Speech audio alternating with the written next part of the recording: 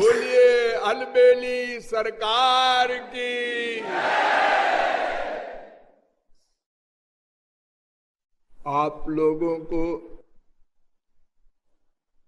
सर्वप्रथम यही आश्चर्य होगा कि आज राधाष्टमी है, राधा रानी का संकीर्तन कराना चाहिए था, एक गिरधर गोविंद गोपाला क्यों करा रहे हैं? हो सकता है आप लोग सोचते हो राधा रानी को ये गिरधर गोविंद गोपाला इतना प्रिय है जितनी उनकी अपनी आत्मा भी प्रिय नहीं है। जब राधा रानी यहां अवतीर्ण हुई थी तो आंख बंद किए श्री कृष्ण का ध्यान करती रहती थी। तो माँ बाप को, वृषभान को, कीर्ति को बड़ी परेशानी हो रही। तो ब्रह्मा ने कहा ऐसा वही सर्वेश्वरी, वो सब के ऊपर शासन करने वाली पावर है। महिमास्याः स्वायुर्माने न अपि काले न वक्तुम न चोत्सहे। अपनी उम्र भर अगर मैं ये बताऊं वो कौन है तो भी नहीं बता सकता, ऐसी महिमा है उनकी। ब्रह्मा की उम्र 3110 खरब 40 अरब वर्ष की। अगर इतने दिन तक ब्रह्मा राधा रानी के विषय में बताते रहे बिना खाए पिए सोए तो भी नहीं बता सकते पूरा पूरा। वो राधा तत्व है, उस पर कोई बताए और कोई सुने, दोनों पागल है। लेकिन कुछ दिग्दर्शन कराना आवश्यक है, क्योंकि अगर कुछ भी ज्ञान नहीं होगा तो फिर मन का अनुराग कैसे होगा। तो श्री कृष्ण तत्व के विषय में मैंने जन्माष्टमी पर आप लोगों को बताया था, भूले न होंगे। यस्मात् परम ना परमस्ति किंचित यस्मान्नाणीयो न ज्यायोस्ति कश्चित। ये सब बताया था ना वेदों के द्वारा, उससे परे कुछ नहीं है।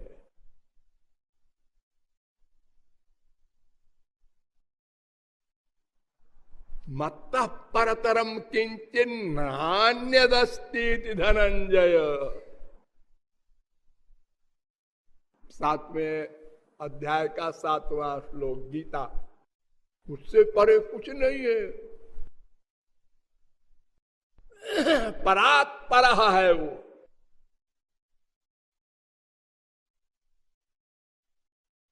तो राधा कहां से टपक पड़ी जब श्री कृष्ण से परे कुछ है ही नहीं, सब उनके अंडर में है।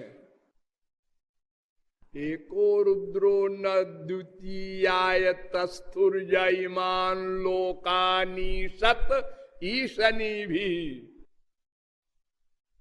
सब पर शासन करने वाला एकमेवा द्वितीयम ब्रह्म एकम सद्विप्रा बहुधा वदन्ति यमृत्युजो बहुधा कल्पयन्तः एकम संतम बहुधा कल्पयन्ति पुरुखे वेदग्वम सर्वम ईशावास्यमिदग्वम सर्वम। भगवान श्री कृष्ण से परे कुछ नहीं है। उन्हीं के अंश है महाविष्णु प्रथम पुरुष, फिर उनके अंश है द्वितीय पुरुष, फिर उनके अंश है तृतीय पुरुष जो आप लोगों के हृदय में बैठे हैं और सर्वव्यापक हैं। जितने अवतार हैं सब श्री कृष्ण के अंश है, स्वांश कहते हैं उनको। ये प्रश्न है, ये कौन है राधा? और बड़ा महत्व दिया जा रहा है हमारे लोक में भी।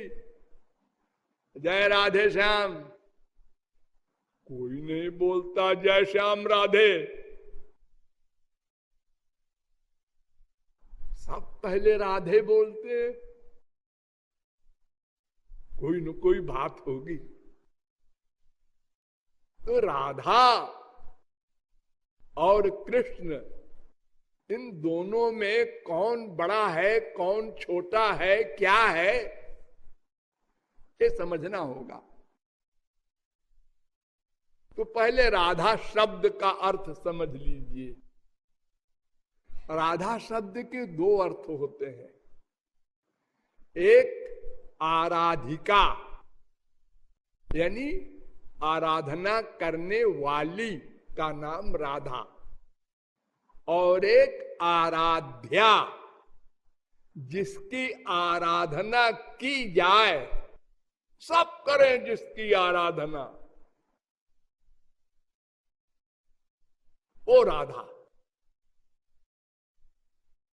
यानी गुरोश्च हलः सूत्र से राध धातु में कर्म में आप्रत्यय होता है और करण में आप्रत्यय होता है। तो दो अर्थ हो जाते हैं राधा शब्द के। जब कर्म में आप्रत्यय हो करके राधा शब्द बनता है, तब उसका अर्थ होता है कि राधा आराध्य है। किसकी? सबकी। श्री कृष्ण के भी। हाँ, वेदों में प्रश्न किया गया है, कस्मात् राधिका मुपासते, ये राधा की उपासना क्यों की जाती है भाई? तो उत्तर दिया है,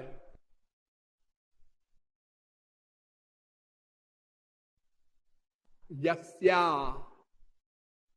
रेणुम पादयो विश्वभर्ता धरते मूर्धनि, यस्यांके विलुंठन कृष्णदेवो गोलोकाख्यम नैव सस्मार धाम पदम, सांसा कमला शैलपुत्री ताम राधिकाम शक्तिधात्रीम नमामः। वेद कह रहा है, राधिकोपनिषद। उपनिषद वेद का उत्तर भाग है, सबसे इंपॉर्टेंट।